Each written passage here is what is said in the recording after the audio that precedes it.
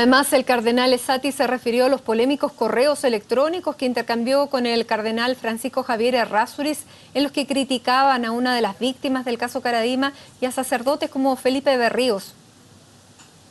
Ha habido una sobrevaloración o una sobreexposición de la prensa, no sé por cuáles motivos, pero que es injustificada. Y que ha creado, sin duda alguna, y crea, como lo hace la prensa, frente a muchas cosas, un clima generalizado. Si usted me pregunta sobre la responsabilidad de eso, yo creo que he actuado de acuerdo a lo que mi conciencia y mi deber de obispo de Santiago me pedía. Bueno, precisamente queremos analizar este tema y para eso conversamos a esta hora con el presidente de la Fundación para la Confianza y víctima de Fernando Caradima, José Andrés Murillo. José Andrés, bienvenido, ¿cómo estás? Muchas gracias, Matilde. Muy bien, gracias. ¿Has visto que el cardenal Esati ha ido endureciendo sus palabras respecto al caso Caradima que los afectó? Ha ido endureciendo sus palabras hacia él y quitándose responsabilidad hacia la Iglesia. Yo creo que como toda la investigación en general hoy día, todos los profesionales que se dedican a los temas de abuso se dan cuenta de que no hay abuso fuera de un contexto que los propicie, que los facilite, que los permita, incluso que tenga que hacer la vista gorda, que los financie de alguna manera, como lo que ha pasado aquí. Entonces yo creo que la estrategia de poner toda la responsabilidad en Fernando Caradima y no en el contexto que hizo posible que esas acciones ocurrieran, me parece que es de desresponsabilización de la Iglesia como institución.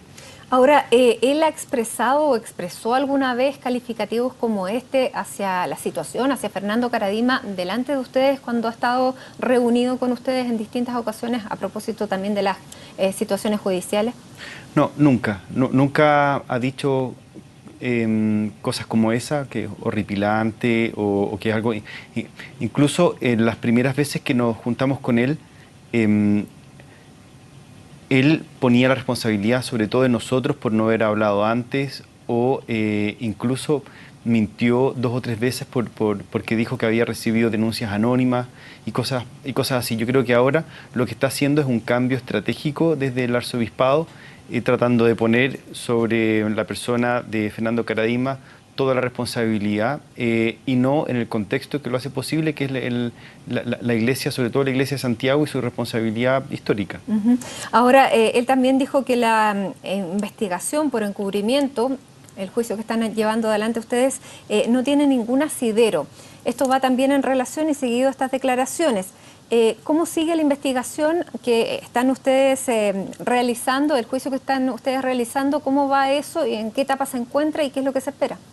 Bueno, las partes más bien jurídicas creo que corresponde a los abogados decirlas, porque yo puedo probablemente como cometer algún error, pero sí ya se presentaron todas las pruebas, las declaraciones. Yo creo que las declaraciones que ya fueron conocidas en general por la opinión pública, sobre todo las del mismo Esati, Errázuriz, Caradima y otros, que demuestran que la responsabilidad sí era de la Iglesia en cuanto conocieron de estos hechos, por lo menos desde los años 90, luego de los años 2000, y su deber era de detenerlas, de investigarlas, de actuar, y no lo hicieron. Entonces eso los convierte en cómplices y en encubridores.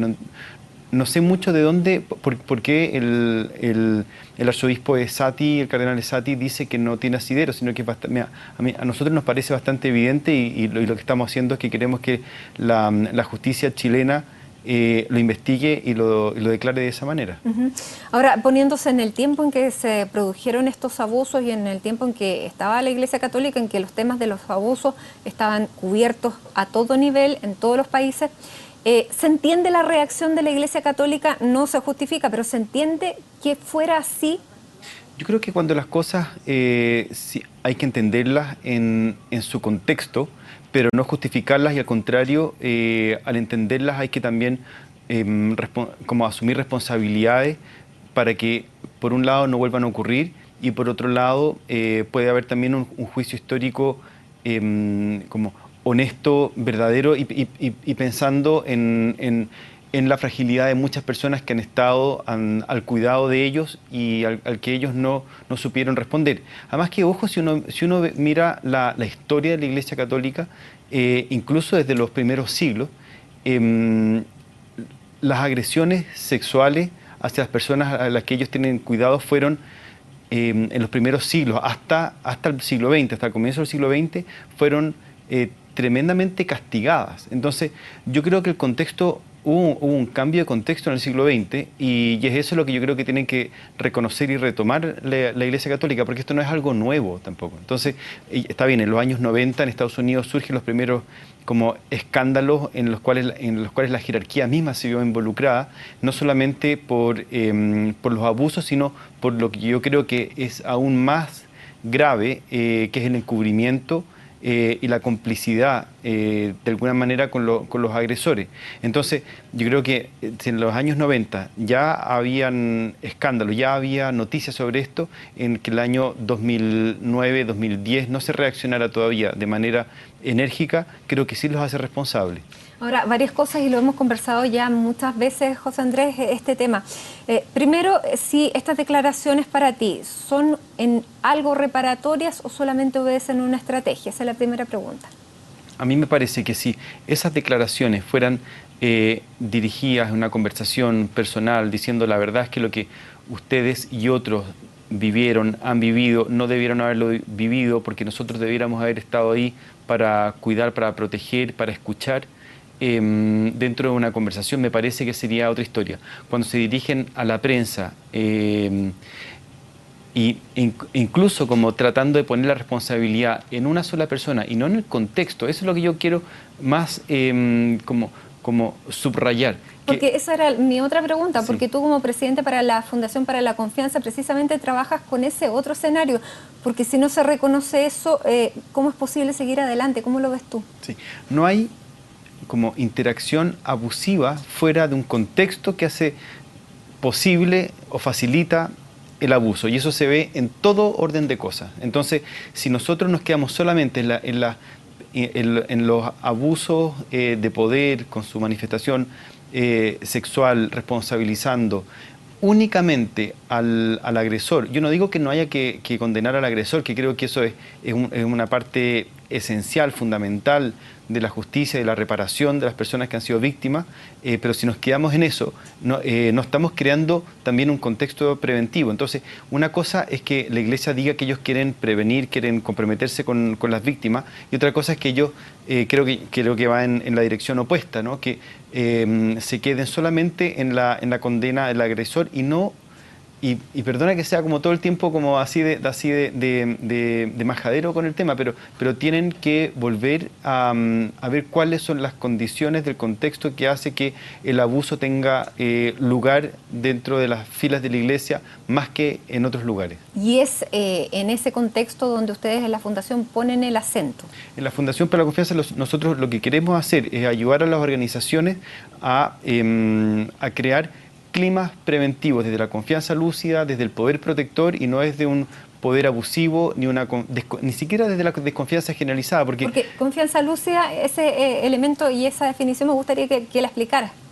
Yo creo que lo que se ha dado en general después de la explosión de los casos de abuso en Chile es pasar desde confiar ciegamente en las autoridades o en los poderes, en las autoridades como religiosas, incluso políticas, como se pasa después a una desconfianza generalizada, ¿no? Como que antes confiábamos ciegamente y hoy día no confiamos absolutamente en nada. Y yo no quiero ser como el profeta de la desconfianza, ¿no? Como de que todos los curas son abusadores, de que todos los abuelos son abusadores, o que todos los profesores son abusadores, o que todos los políticos son corruptos, o que, etcétera, ¿no? Como sino que hay también maneras más lúcidas de establecer relaciones, y eso depende del contexto, y en ese sentido los colegios, las familias, las organizaciones y la Iglesia tienen un rol fundamental, no solamente en detener situaciones abusivas, sino que también de crear y construir, forjar, como defender incluso contextos que tengan los derechos de los niños, los derechos humanos,